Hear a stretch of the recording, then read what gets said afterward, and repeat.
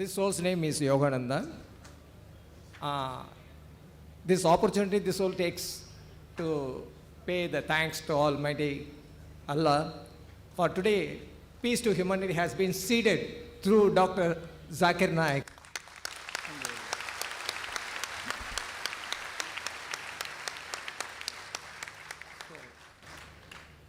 Peace to Humanity for the Hindu-Muslim unity.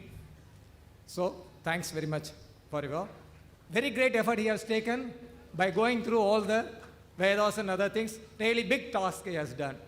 But still more is the another part of in Hinduism, there is, he has touched the matter of Vedanta. There is Siddhanta is, another one is there. That also if he concentrates, still more he can give very good evidences and it will be very good for the peace to humanity for the future. Okay, thank you very much. Thanks Allah.